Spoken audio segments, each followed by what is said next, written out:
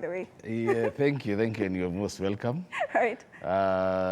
Thank you even for having me here.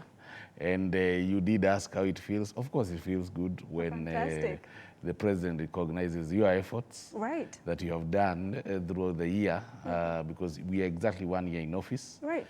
And there is a much that we have done, even though what we have done is being undone by the 3 blackouts that we have had. Right. But there is much that we have done, and this interview, I'll be able to shed more light on what we have done. Right. So it feels good to be recognized, but it's the 3rd highest medal that one can get. Right. The highest is the CGH, reserved for His Excellency the President. Right. Then, of course, we have the EGH.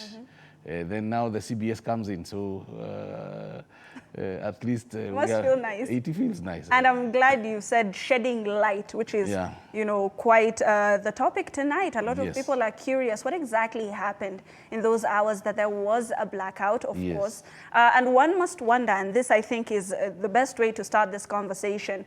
The Cabinet Secretary on Monday had said that the main issue that was being experienced that caused the latest blackout was the fact that a lot of transmission network implements or transmission network infrastructure was not working the way it was supposed to work. There was the matter of aging. He did say 2017 was the last time they were serviced. One must wonder, what happened? Where did we forget about this infrastructure? It's not an issue of forgetting. Right. We are a growing nation with a lot of needs. And one main challenge that we're having in this country is that we have 2 areas of generation of power. Mainly the Eastern Hydros, composed of Masinga, Kamburu, Kiambere, Gitaru, and Kindaruma. And we have the geothermals in all Karia. And now we have about 35 megawatts in Sosian, that is Menengai. And so therefore, when you generate power, unlike cellular network, for example, our mobile phones, you need conductors to conduct that power from its generation source to its load centers. We have 3 main load centers in this country.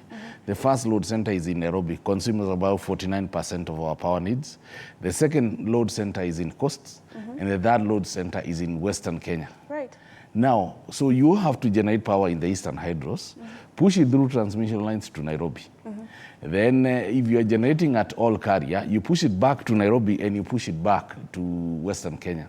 Now, the circuit to Western Kenya has a small constraint between Kisumu to Muhoroni and Muhoroni to Chemosit. Because from Chemosit, you have a transmission line that has been newly done by Ketraco that moves to Sotik, and you get a tee-off. One moves to Kegati and Awendo, the other one goes to Bomet. Now, power moves from all Karia, goes to Lesos. Lesos is somewhere in Kapsabet, that is in Nandi. Crosses to another substation called Kibos in Kisumu. Kibos, you move to Mamboleo. Mamboleo, you move now to Muhoroni. Muhoroni to Chemosit. Chemosit to Sotik. Sotik to Bomet. Sotik to Kegati.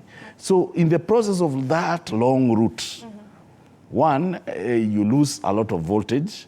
And 2, because the size of the line between Muhoroni, Kisumu and Muhoroni, and between Muhoroni and Chemosit can only carry a capacity of about 80 to 100 megawatts. At the point where it gave in, it was carrying 149 megawatts, almost double the capacity. So you can imagine you have a tank that is full of water, 10,000 liters of tank of water, and you want to push that water out within, say, 2 or 3 minutes, and you're using a 1 or 2 inch pipe. One will have to give in. Either the tank will burst, or you will not be able to deliver the water that you want to deliver. Or in case you do and you're exerting a lot of pressure, the pipe will burst.